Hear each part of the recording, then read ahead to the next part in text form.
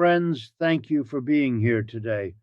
What if I told you that your government just admitted they destroyed your neighbor's life for absolutely nothing?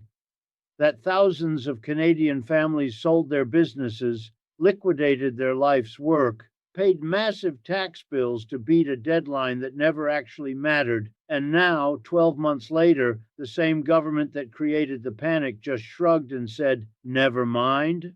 We're not talking about a policy debate. We're not talking about a market correction. We're talking about irreversible damage. On March 21st, 2025, the federal government officially canceled the capital gains inclusion rate hike, the tax increase they announced, implemented, deferred, and finally scrapped after causing what can only be described as a fire sale of Canadian entrepreneurship. And here's the part that should make your blood run cold. The people who sold their assets in panic, they can't get them back. The family cottage that's been in your bloodline for 3 generations, sold to a private equity firm in May 2024. The manufacturing business your father built from nothing, now owned by a U.S. conglomerate. The investment property you liquidated to avoid a tax that never came, gone. This is vanishing in real time. Let me give you the scale of this catastrophe. We're not talking about millions. We're not even talking about isolated incidents. We're talking about a mass liquidation event that fundamentally restructured who owns Canadian assets. During that panic window between April and June 2024, when business owners were racing to beat the June 25th deadline, Canadian entrepreneurship didn't just take a hit, it got transferred. And the truly savage irony, the buyers weren't your neighbors. They weren't Canadian families stepping in to preserve legacy. They were the only entities with enough liquid capital to move that fast. Foreign private equity, multinational corporations, and financial conglomerates who specialize in buying distressed assets from panicked sellers. But here's where this transcends ordinary government incompetence and enters the realm of structural betrayal. This part is non-negotiable. When the government announces a tax policy change with a specific deadline and then cancels it after people have already acted, they're not just making a mistake. They're proving something far more dangerous, that the rules of the game can change mid-play, that the tax code isn't a stable framework you can plan around. It's a light switch they flicker on and off until the bulb burns out.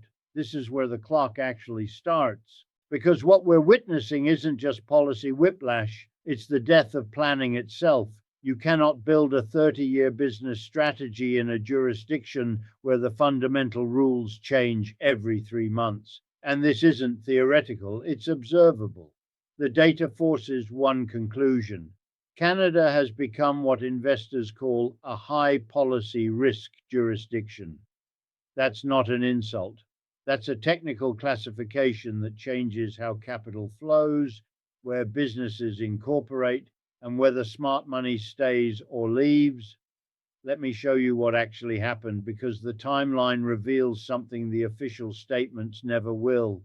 This is the part they never put in the official reports. Budget 2024 drops in April. Hidden in the fiscal projections is a bombshell. The capital gains inclusion rate, the percentage of your profit that gets taxed when you sell an asset, will increase from 50% to 66.67%. But here's the mechanism hiding in plain sight. They don't just announce this as a future change. They give it a retroactive style implementation date of June 25th, 2024, 10 weeks away. Now, why go through this elaborate charade? The answer is discipline, or more precisely, the illusion of discipline. The government frames this as making the wealthy pay their fair share, but the real function is revenue acceleration. By creating an artificial deadline, they trigger a stampede. Everyone who is planning to sell in the next 5 years suddenly has to sell in the next 10 weeks, or face a massive tax increase. It's not taxation. It's a forced liquidation event disguised as tax policy. And this part has already begun. Within days of the announcement, the phone lines at accounting firms across Canada light up. Business owners who were grooming their companies for eventual sale to their children are now being told by their advisors, you have 70 days to execute a multi-year exit strategy, or you're going to lose an extra 16.67% of your life's work to taxes.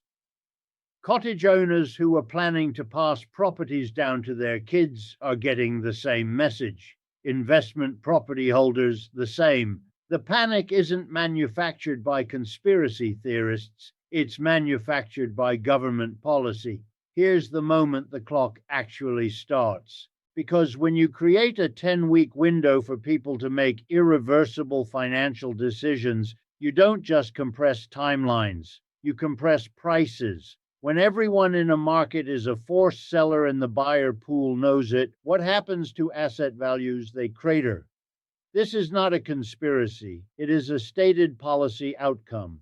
The government created an artificial supply shock, and the market responded exactly as economics predicts. Prices fell, transactions surged, and the people with capital sitting on the sidelines, foreign investors, private equity, financial institutions, stepped in to buy Canadian assets at fire sale discounts.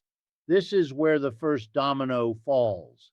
May 2024, June 2024. The data from those 2 months tells a story the government will never officially acknowledge. Small business confidence doesn't just decline, it collapses.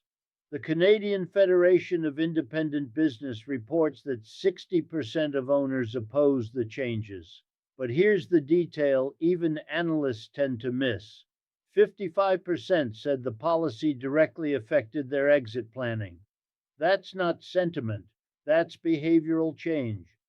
Over half of Canada's business owners fundamentally altered their long-term strategy because the government moved a tax lever with 10 weeks' notice. But that's not the real problem. The real problem is what happens to those businesses once they're sold. A family-owned manufacturing company in Ontario that's been operating for 40 years doesn't just disappear when it's sold. It gets absorbed. The new owner, often a larger corporation or investment fund, strips out the redundancies, consolidates operations, moves headquarters. The jobs don't vanish overnight, but the local control does. The decision-making power shifts from a family in Mississauga to a boardroom in New York or a private equity office in Toronto that manages 80 other acquisitions just like it. This is the mechanism hiding in plain sight. Wealth consolidation disguised as tax fairness. Let me be precise about what this means. When they announced they were taxing the wealthy, they framed it as going after ultra-rich investors. But the threshold for the increased rate wasn't some billionaire benchmark. It was $250,000 in annual capital gains. Do you know who hits that number? A doctor who sells their practice after 30 years, an entrepreneur who finally exits the business they bootstrapped from their garage, a couple who sells the rental property they bought in 1995 to fund their retirement. These aren't the monopoly man with a monocle. These are the people who make an economy actually function. And the government just told them their life's work would be taxed at a rate 33% higher than their neighbor who sold in May. And here's where everything changes.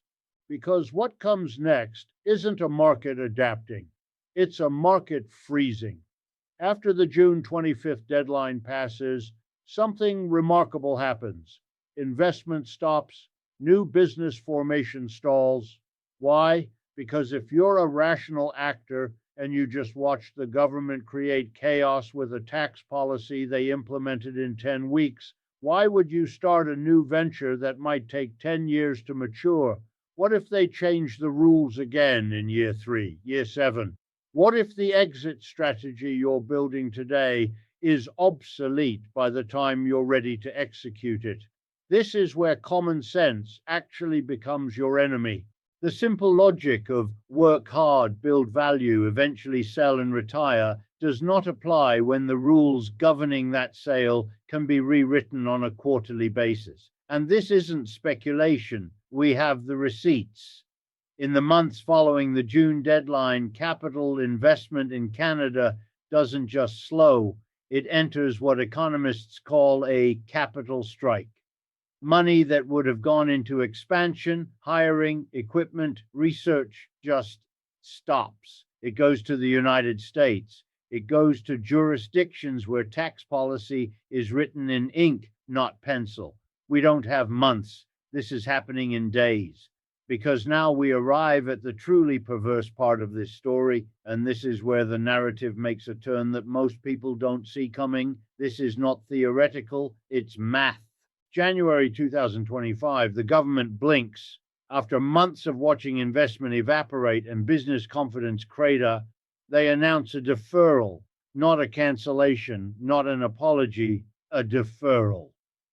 The capital gains inclusion rate hike that was supposed to take effect in June 2024 is now pushed back indefinitely. They dress it up in bureaucratic language about reviewing stakeholder feedback and ensuring fair implementation. But here's what that actually means in plain English. They realize they broke something and they're trying to pretend it's still repairable. But once this shifts, everything above it starts to shake, because a deferral isn't a fix, it's a suspension. It's the government saying, we're not going to do this right now, but we might do it later, so stay scared.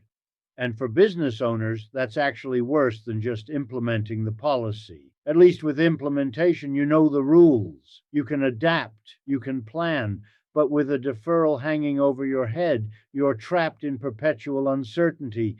Do you invest in expansion? Do you hire those 3 new employees? Do you buy that equipment? Or do you wait to see if they're going to pull the tax lever again in 6 months? This is the crack that becomes an earthquake. And here is where the cascade becomes unstoppable. Because while the government is patting itself on the back for listening to Canadians, the damage they've already caused is metastasizing through the system in ways they either don't understand or don't want to acknowledge. Let's walk through the forensic evidence, because this is where you see how deep the rot actually goes. Here's the part nobody expects. The Canada Revenue Agency is currently drowning in what they're calling corrective reassessments. What does that mean? It means that thousands of corporations and individuals who filed their 2024 taxes under the assumption that the new inclusion rate was law because the government told them it was law, now have to go back and refile everything. But the CRA doesn't have the infrastructure to process this volume of corrections. Their systems weren't built for policy whiplash. Let me show you what this looks like on the ground. You're a small business owner. You sold your company in May 2024, paid your capital gains tax at the old rate to beat the deadline, filed your corporate return in February 2025, and then in March, the government announces, actually, that deadline was fake. Now what? Do you file an amended return? Do you wait for the CRA to automatically reassess you? Do you claim a refund for the difference between what you would have paid under the deferred rules versus what you actually paid? Nobody knows, because the CRA hasn't issued clear guidance. And when you call them, you get put on hold for 3 hours and then disconnected. This part is non-negotiable. Administrative chaos is a tax in itself. The hours you spend trying to figure out what the government wants from you, the accounting fees you pay to navigate the confusion, the opportunity cost of not being able to focus on actually running your business, that's all a hidden levy that never shows up in the official budget projections. And this is where the countdown quietly began. This is the detail even analysts tend to miss, and it's absolutely diabolical. While everyone was focused on the capital gains drama, the government also quietly raised the alternative minimum tax, AMT, in the same budget package. The AMT is essentially a parallel tax system designed to catch high earners who use too many deductions, and they increase the rate from 15% to 20.5%, while also expanding what income counts toward the calculation. Here's why this matters and why it's so insidious. Even though they deferred and then canceled the capital gains hike, many of the people who panic sold in spring 2024 still got hit with the higher AMT. Because when you realize a large capital gain in a single year, even at the old 50% inclusion rate, you can trigger AMT. So the government created a situation where business owners sold their life's work to avoid a tax increase that never happened, only to get caught by a different tax increase that did happen and that nobody was paying attention to. Let me be precise about the mechanism. Say you're a doctor who sold your medical practice for $2 million in May 2024. At the old inclusion rate, you'd have a taxable gain of $1 million. But because you also have other income that year, and because the new AMT rules capture a broader base, you suddenly owe an extra $50,000 to $75,000 in AMT that you weren't expecting. You sold your practice to avoid a tax increase. You paid the capital gains tax. And then the government hit you with a second tax through the back door. This is not a conspiracy. It is a stated policy outcome. Here's where the part that scares me comes in, because the AMT trap reveals the actual strategy at work here, and it's far more sophisticated than simple incompetence. The government needed revenue. They knew a straight capital gains hike would be unpopular, so they announced the hike, triggered the panic selling to accelerate revenue collection through transaction volume, and simultaneously raise the AMT to catch the people who rushed to sell. Then once they'd collected the revenue, they could listen to Canadians and cancel the hike, looking magnanimous while pocketing the tax revenue from both the fire sale and the AMT increase. And here is where everything changes. Now let's talk about who actually bought all those businesses and properties that Canadians panic sold in spring 2024. Because this is where the transfer of wealth becomes the transfer of control. And this is where Canada's economic sovereignty takes a permanent hit.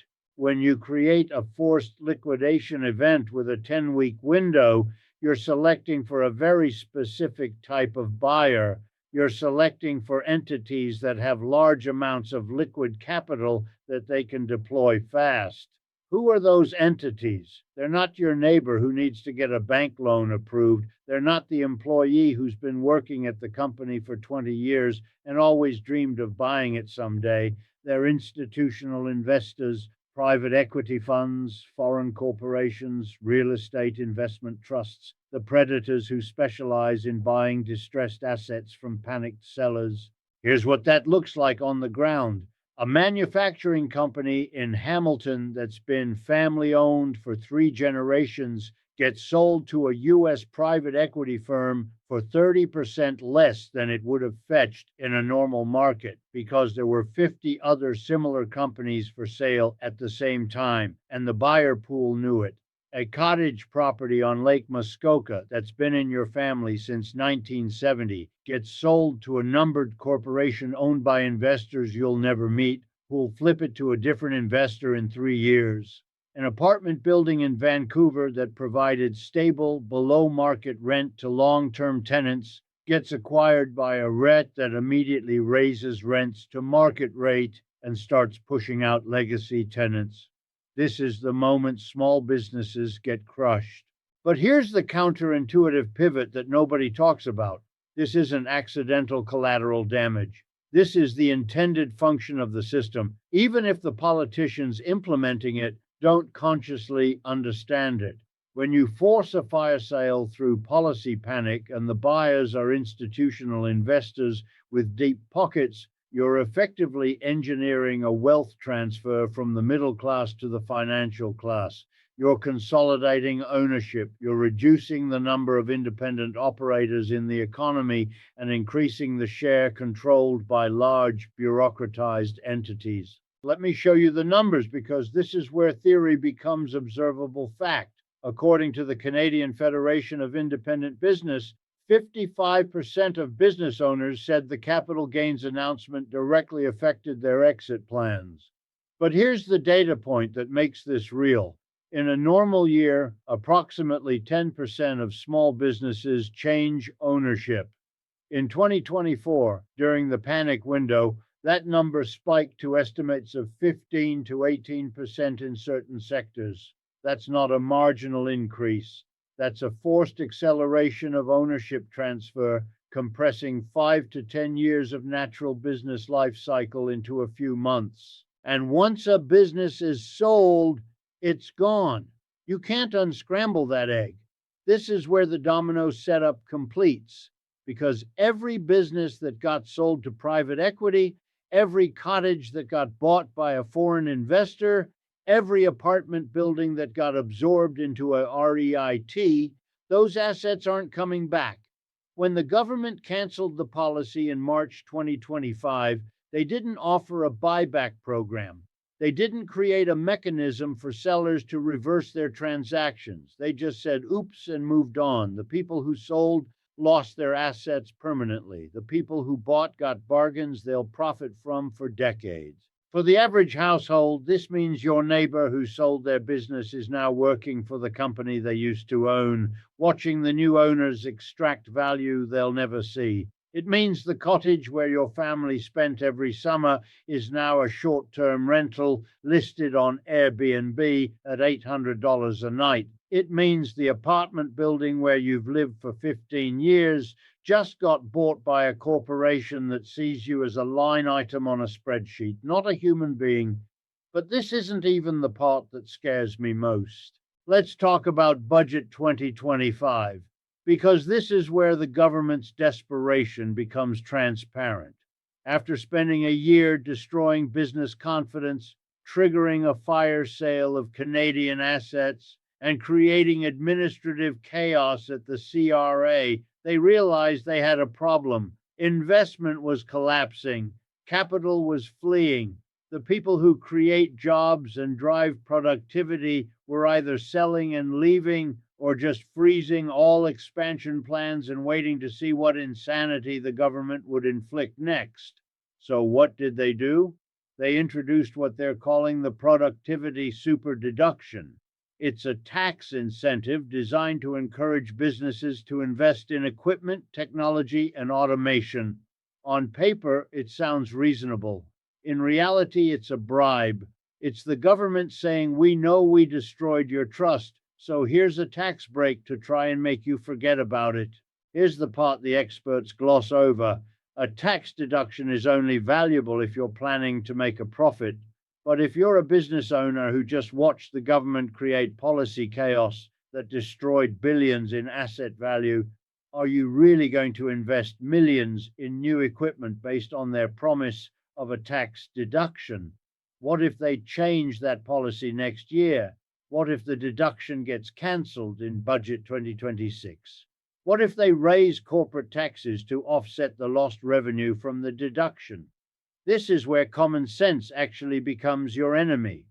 The government thinks they can repair trust with incentives, but trust isn't rebuilt with carrots and sticks. Trust is rebuilt with predictability, with stability, with the commitment to not treat the tax code like a game of legislative whack-a-mole where the rules change based on polling numbers and fiscal pressure. We don't have months. This is happening in days. And this leads us to the system's most crucial secret, which is really the psychological foundation that makes all of this possible. Because what we're dealing with here isn't just bad policy. It's sovereign risk wearing a friendly face. Sovereign risk, that's the term investors use when they're evaluating whether a government can be trusted to honor its commitments.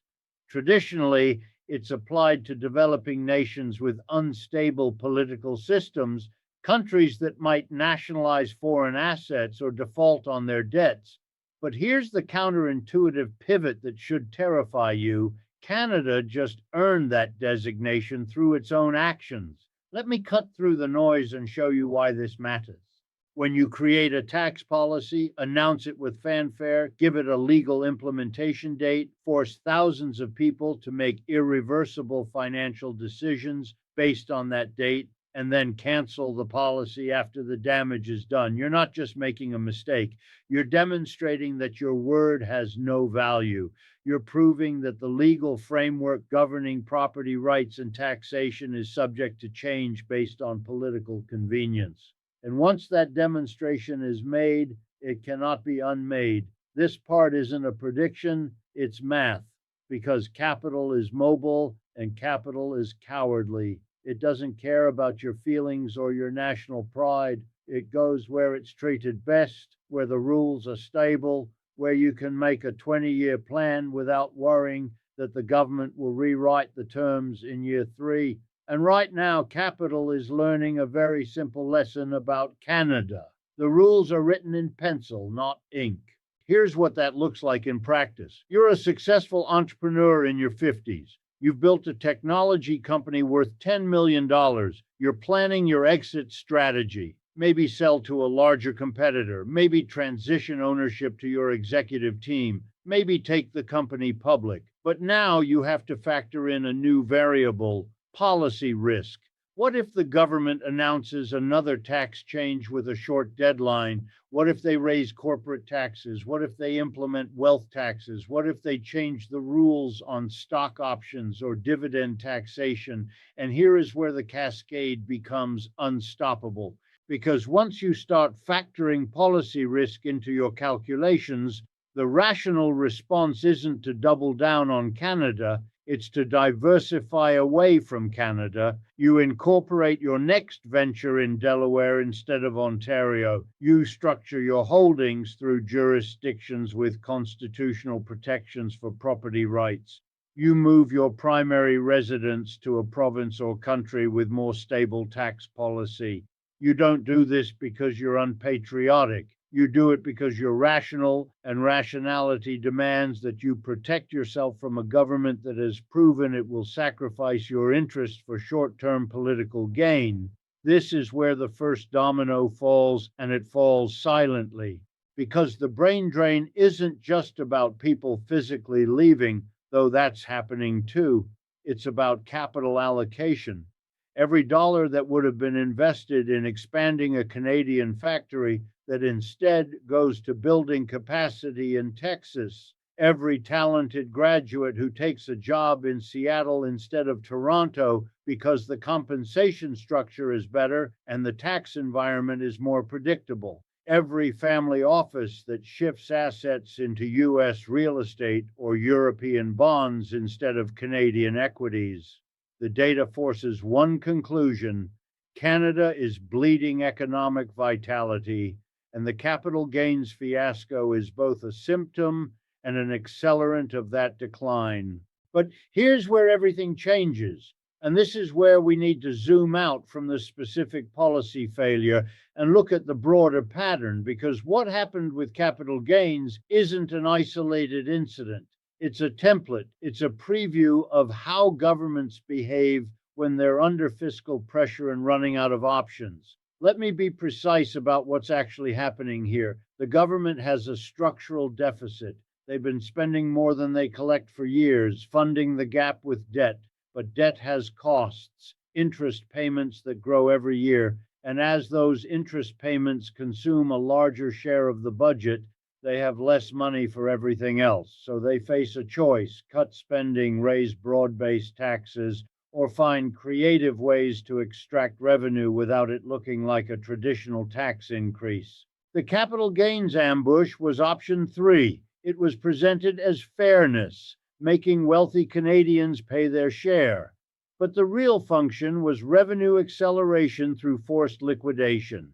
They knew that by creating a deadline, they'd trigger a wave of asset sales, which generates immediate tax revenue from the transactions themselves. It's a one-time revenue boost that gives them breathing room in the current fiscal year, even if it destroys long-term economic productivity. And this is the mechanism hiding in plain sight: short-term fiscal relief purchased with long-term economic damage. Here's the part they never put in the official reports. When you force business owners to sell their companies prematurely, you're not just transferring ownership, you're destroying embedded knowledge.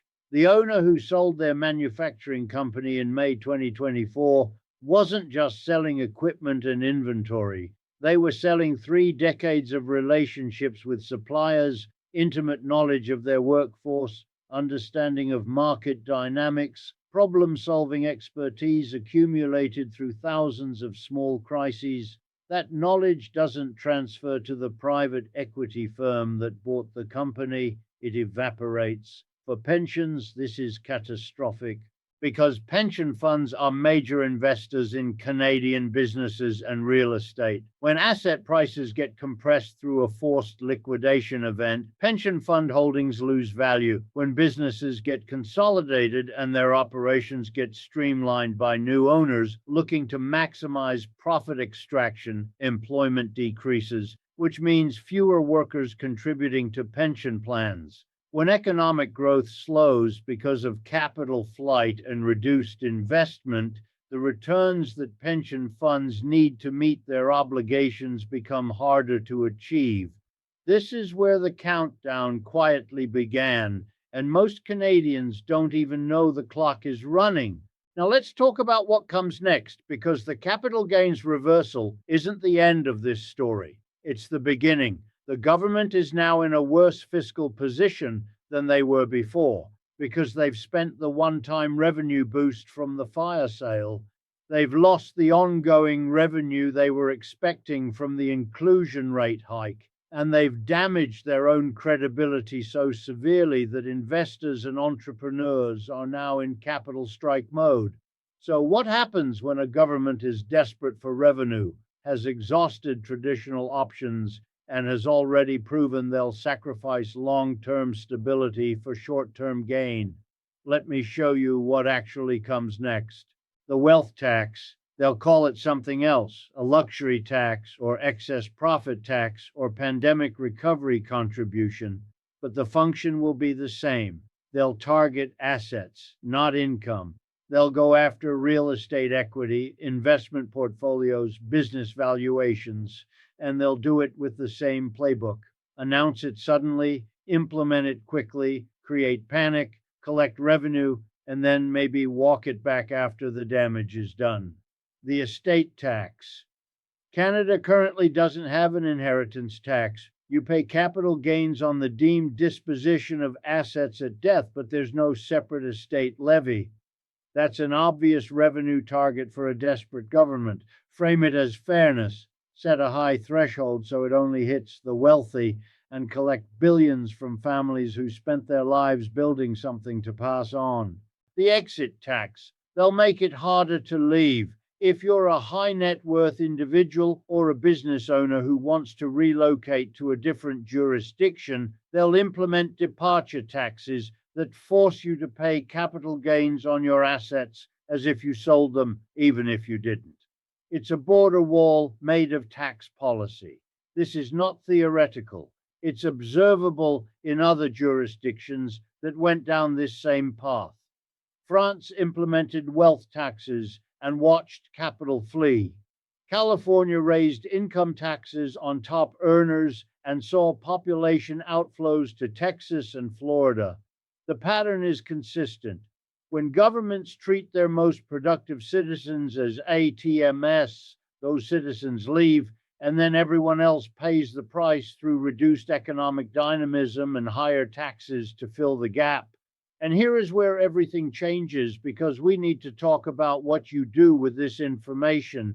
Let's address the psychological component first, because this is actually the hardest part. Human beings are hardwired to believe tomorrow will look like yesterday. It's called normalcy bias, and it's the reason people don't evacuate before hurricanes even when they're told to leave. It's the reason investors stay in collapsing markets because it's always come back before. It's the reason Canadians will read about this capital gains disaster, shake their heads at government incompetence, and then do absolutely nothing to protect themselves. Here's what that looks like on the ground. You're going to read this, you're going to think, wow, that's terrible. And then you're going to go back to your normal life. You won't restructure your assets. You won't talk to a tax strategist. You won't consider diversifying your holdings across jurisdictions. You'll assume that somehow this won't affect you, or that the government will figure it out, or that things will just work themselves out.